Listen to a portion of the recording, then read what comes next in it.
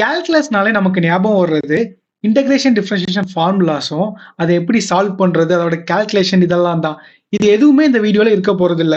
கால்குலஸ்னா என்ன, அது எங்க எப்படி யூஸ் ஆகுது, நம்ம டெய்லி லைஃப்ல யூஸ் பண்ற டெக்னாலஜிக்கு பின்னால் அது எப்படி ஹெல்ப் பண்ணுது, அதோட இன்ட்ரெஸ்டிங் ப்ராக்டிக்கல் அப்ளிகேஷன்ஸ் பத்தி தான் இந்த வீடியோல பார்க்க போறோம். இதுக்கு டீடைல் கால்குலேஷன் வேணும்னு நினைச்சீங்கன்னா டிஸ்கிரிப்ஷன்ல ஆட் பண்ணியிருக்கேன், செக் பண்ணி பாருங்க. மேக்ஸ்ல நம்ம படிக்கிற ஒவ்வொரு கான்செப்ட்டுக்கு பின்னாடியும் ஒரு ரீசன் இருக்கு. உதாரணமா ஏரியா, வால்யூம் இதே மாதிரி கான்செப்ட் தெரிஞ்சுக்கிறது மூலமா ஒரு லேண்டோட ஏரியாவை மெஷர் பண்றதுக்கும் ஒரு டேங்கோட கெப்பாசிட்டி கால்குலேட் பண்றதுக்கும் நம்ம கத்துக்கிறோம். அதே மாதிரி ஒரு குவான்டிட்டி கண்டினியூஸா சேஞ்ச் ஆகிட்டு இருக்கிறப்போ அதோட சேஞ்சை ஸ்டடி பண்றதுக்கும் அதுலேருந்து நமக்கு தேவையான குவான்டிட்டிஸை கால்குலேட் பண்றதுக்கும் கால்குலஸ் யூஸ் ஆகுது. அது எப்படிங்கிறத ஒரு எக்ஸாம்பிள் மூலமா பார்க்கலாம். ஒரு காரு 15 மீட்டர் per செகண்ட் வெலாசிட்டியில டிராவல் ஆகுது. காரு எந்த டைரக்ஷன்ல மூவ் ஆகுதுங்கிறது நம்ம இன்ட்ரெஸ்ட் இல்லாதனால இங்க வெலாசிட்டியை சிம்பிளா நம்ம ஸ்பீட்னே எடுத்துக்கலாம். 15 மீட்டர் per செகண்ட் ஸ்பீட்ல டிராவல் ஆகிற காரு 20 செகண்ட்ல எவ்வளவு டிஸ்டன்ஸ் கவர் பண்ணியிருக்கோம்? 15 metre per second into 20 seconds 300 metre நம்ம ஈஸியாவே கால்குலேட் பண்ணிடலாம். இதை இன்னொரு இன்ட்ரெஸ்டிங் வேல ரெப்ரசென்ட் பண்ணலாம். காரோட வெலாசிட்டி வெர்சஸ் டைம் கிராஃப் எடுத்துக்கிட்டா அந்த கிராஃபுக்கு கீழே இருக்க ஏரியா கார் டிராவல் பண்ணி வந்து டிஸ்டன்ஸை ரெப்ரசென்ட் பண்ணுது.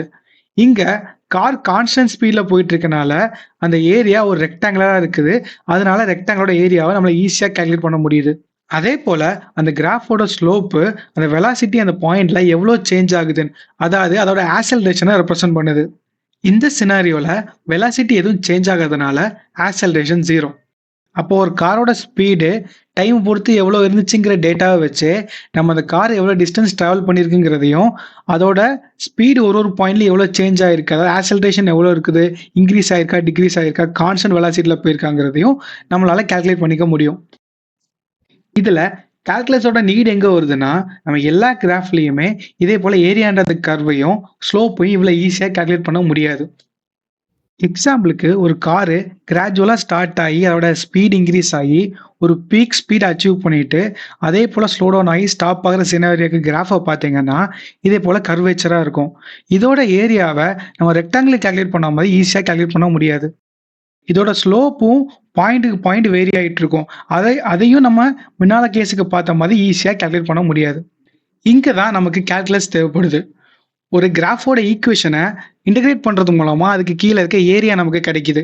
அதுவே டிஃபரன்ஷியேட் பண்றது மூலமா அதோட ஸ்லோப் கிடைக்குது. இதை அந்த கிராஃபோட எந்த பாயிண்ட்லயுமே நம்ம கால்குலேட் பண்ணிக்கிறதுக்கு கால்குலஸ் நமக்கு ஹெல்ப் பண்ணுது.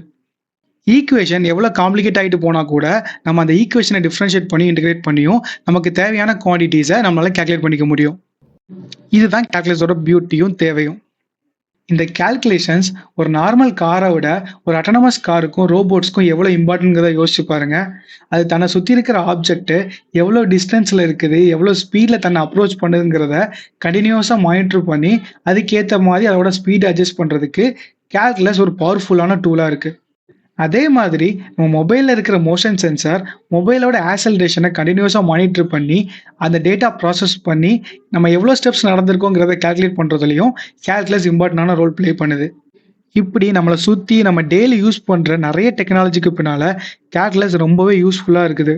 நம்ம ரியல் லைஃப்பில் ஒரு புது பொருளையோ டூலையோ பார்க்கும்போது இது எங்கே எதுக்கு யூஸ் ஆகுதுங்கிறத தெரிஞ்சுக்கிறதுல நமக்கு ஒரு கியூரியாசிட்டி வரும். அதே மாதிரி மேக்ஸில் ஒரு புது கான்செப்ட் கற்றுக்கும் போது அது எங்கே எதுக்கு யூஸ் ஆகுதுங்கிறத தெரிஞ்சுக்கிறது மூலமாக அந்த கான்செப்ட் நமக்கு இன்ட்ரெஸ்டிங்காகவும் எக்ஸைட்டிங்காகவும் இருக்கும். இந்த வீடியோ உங்களுக்கு யூஸ்ஃபுல்லாகவும் இன்ட்ரெஸ்டிங்காகவும் இருந்துச்சுன்னா லைக் பண்ணி உங்கள் கூட கால்குலஸ் படித்து உங்கள் ஃப்ரெண்ட்ஸோட ஷேர் பண்ணிக்கோங்க. அதே போல் உங்களுக்கு வேறு ஏதாவது அப்ளிகேஷன் தெரிஞ்சு அதை கமெண்ட் பண்ணுங்கள். இன்னும் நிறைய வீடியோஸ்க்கு சேனலை சப்ஸ்கிரைப் பண்ணுங்கள்.